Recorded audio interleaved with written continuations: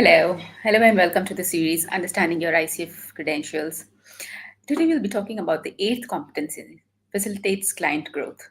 Let's see what happens towards the end of the coaching session and sometimes in the middle of the coaching session as well. Um, Coach, I'm so grateful to you.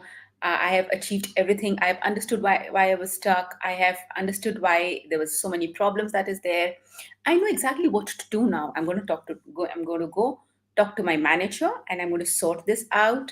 And Or maybe I've just understood whatever his point of view is, and I'm in such a better place that it feels so deep. It feels as if I have achieved whatever I have come here to achieve. It's truly a master stroke, and I am so thankful to you as well for this, because it's was there with me for so long. And so yeah, let's. I'll see you next time, and that's how we close the coaching session. And the coach agrees, and the client agrees, and we close this coaching session with the realization that whatever was required in the coaching session, whatever was the agenda of the coaching session, has been met. The client has had the realization, the client has had solutions that the client has to implement, or the client has had those aha moments a lot of times, and um, the client is ready to close the session, and the coach is happy that oh, I've helped my client get the breakthrough. And yeah, let's say tata, bye bye, and close the session. And what is the missing element in it? Let's say if the client comes back after 2 weeks, and after having all the realization, and after having all the insights, the discoveries that has happened in the coaching session, the client goes back. And of course, the work environment is not going to change just because he has had the realization. The work environment remains the same, right? And despite the understanding, despite everything that he has dis- uh, that he has realized about the self and the manager, and about whatever is the ongoing situation and the changes that he can make from his side, he goes back. And 90% of the time, given in the same circumstances, the first time he says, okay, I'm going to be different. And the times when he does, then when he doesn't, and he fails, and the kind of behavior kind of continues. And by the time fourth, fifth, sixth time it happens, it just goes back to the old behavior, just goes back to the old thought process, and there is little or no change. And when you ask the client, okay, so what's happened in the last, we went through this, and how's your relationship with your manager now? Um, it's not like he's going to understand, and it's just about me. I've tried, I know we spoke about it, and I realized that he has his own point of view, but at the end of the day, I'm a person too. I can't just do everything. I can't take so much responsibility for him as well. It's just not fair, coach. So what was the missing element?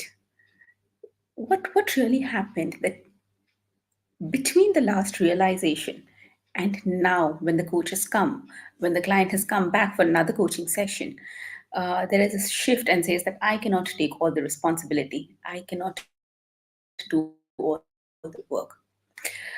Well, the last bit of it, which is facilitates client growth, it's really about holding the client accountable and setting the goals for the client, making sure that the client does the work that is required, because one is the realization, and then the other part of it is also understanding that every realization needs to be worked upon as well.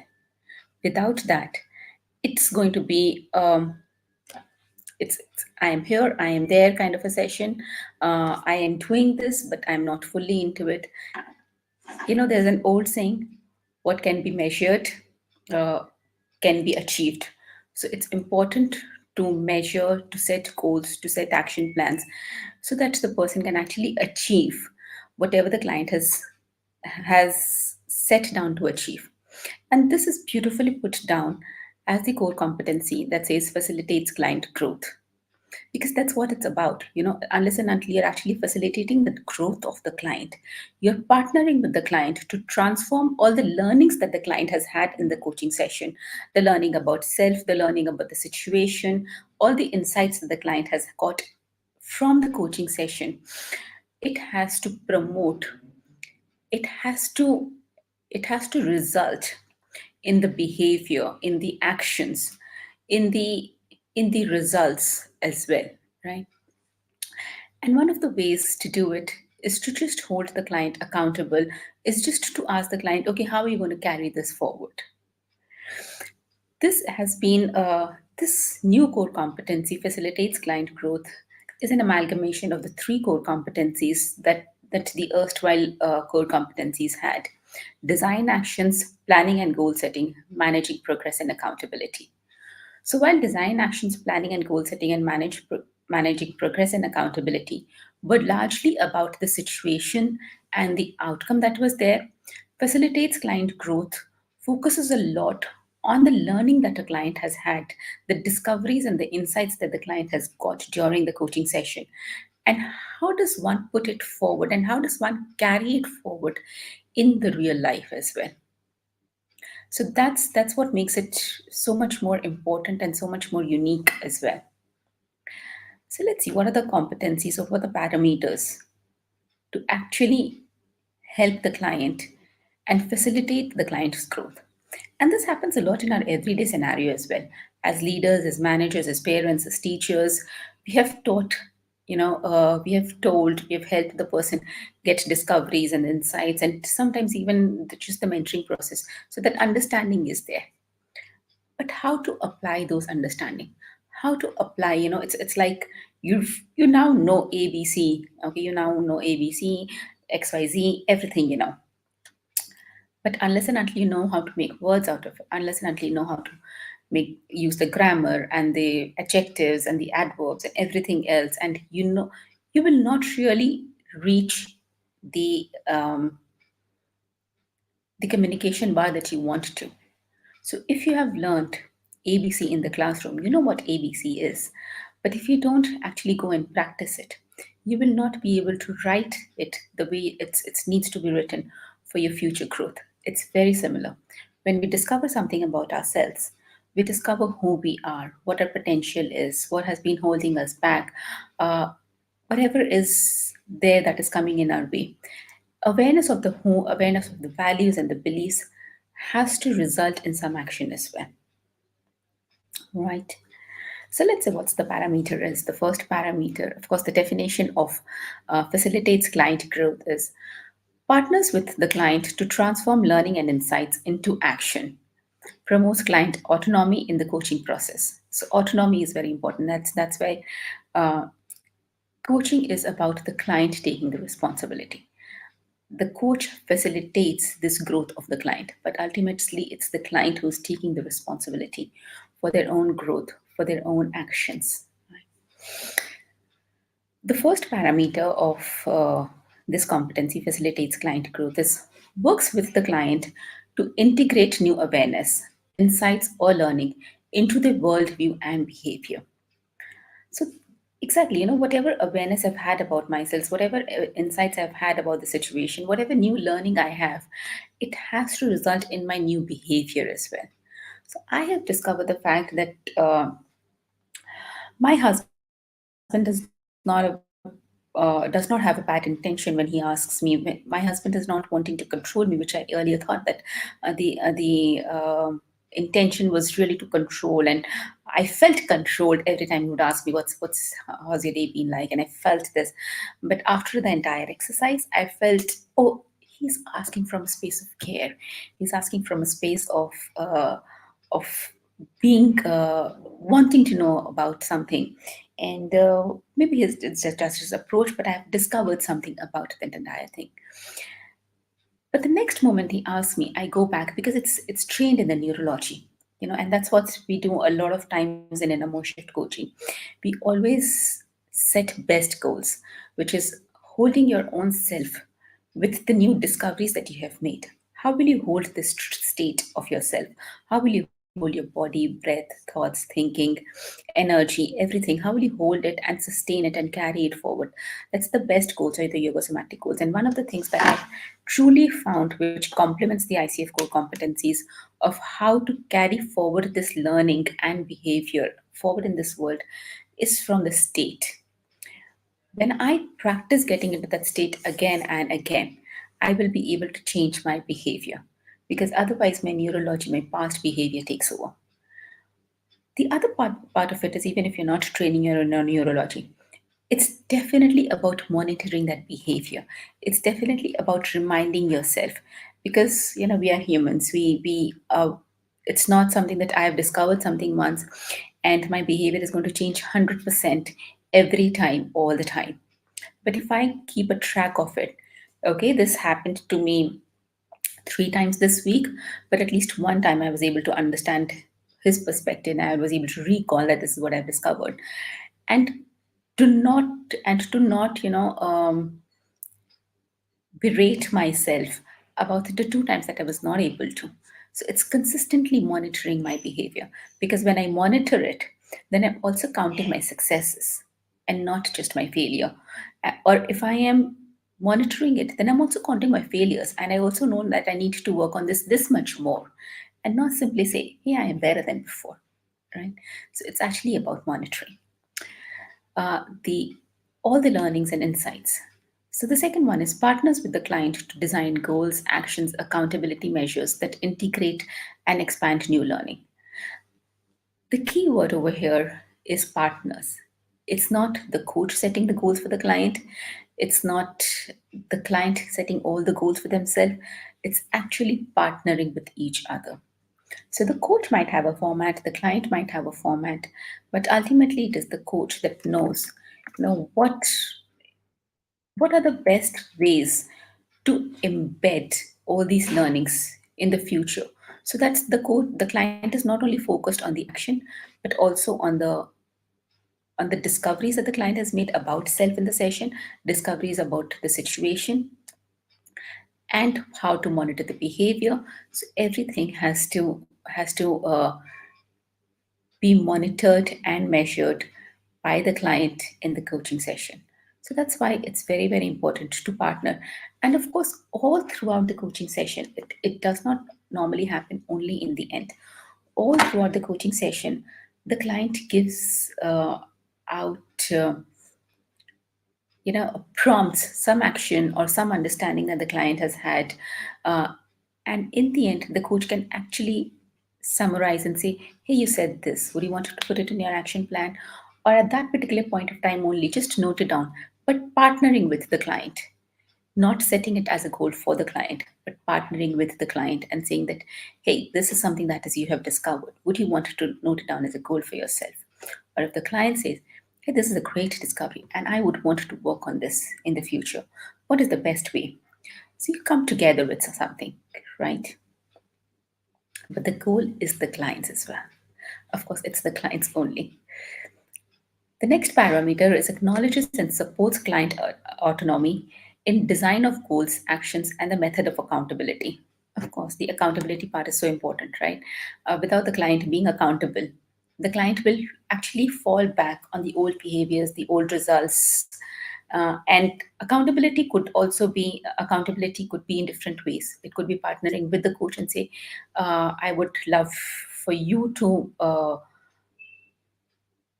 monitor me, or to just give me a call or to check with me on a regular basis. And it's a relation between the coach and the client, on how they agree best to move forward in this. Or the client can say, or the subordinate or anyone can say in this matter that, hey, I will talk to my partner, or I will talk to my friend, and I will ask them that, this goal is very important for me, and I want you to just check with me on a regular basis, maybe every day, maybe twice a week, whatever is the rhythm that the client sets for themselves, on whether I am following it or not. Or the other method could be just write it down on a piece of paper or on a computer, whatever works, because each client is different. And it has to be partnering with the client, understanding what is important to measure. is something that the coach can actually move forward and tell the client, hey, these are the things that is important to measure. Okay. But ultimately, it's a partnering between the two, and the accountability and autonomy lies with the client. The next one is supports the client in identifying potential results or learning from identified action steps. What are the potential results the client is getting? If I'm putting so much effort in actually exercising every day, there must be some potential result for it, right? Otherwise, why should I put in that much effort? I might just watch YouTube or Netflix or whatever it is, or I might go and party with my friends. I might just go out for a cup of coffee. Why should I put in that extra effort to monitor my behavior when I am talking to my manager? Why should I put in that extra effort to remind myself that my husband has a good intention? So that extra effort should have certain potential result, that should have some return on investment that is there, and the coach supports the client to identify what that could be, because when the focus is there, when you know that this is what it is going to result in, that motivation builds in, right? So that has to be there. From whatever my learning has been about myself, if I need to improve myself or if I just need to monitor my behavior, there are certain action steps that I need to take. And that needs to be supported by the coach. Invites the client to consider how to move forward, including resource, support, and potential barrier. This is something which is very, very essential, and a lot of coaches kind of miss this. What is the resources that the client has discovered during the coaching session that is going to help the client in moving forward? Or what are the resources that the client already has? Internal resources that we're talking about. We're not talking about, yeah, I have a truckload of money with me. But what are the internal resources that I have? I know my action, I know my goals, I know everything. But do I have the potential? And helping the client understand that. And what are the potential barriers that might happen? Hey, there's a deadline to meet, and my manager is on my head, and that is the potential barrier that might happen in me talking to my manager in any other manner than the way that I have set the goal for myself. That could be a potential barrier. My health could be a potential barrier in me working out, or late nights could be potential barrier in me working out. It could be so many things. It just, a potential barrier is I have just come back tired from my work and my husband is again nagging me. I feel like he's nagging me. That could be a potential barrier, that I've had a very long day and now I want my husband to understand me. So identifying those potential barriers that can happen, and then when you identify them, instead of just saying that no, there's going to be no potential barrier, because a lot of times this happens because the client has had just that aha moment in the coaching session, and this is no, no, no, no, my life is now sorted. I mean, this is absolutely going to be great. There's going to be no potential barrier. But if you just take a pause and understand what is the kind of support that the client needs to carry this forward, what could be the barriers, or what are the resources that the client needs from within to move forward, that can actually be a game changer in the client implementing these goals and action plans as well.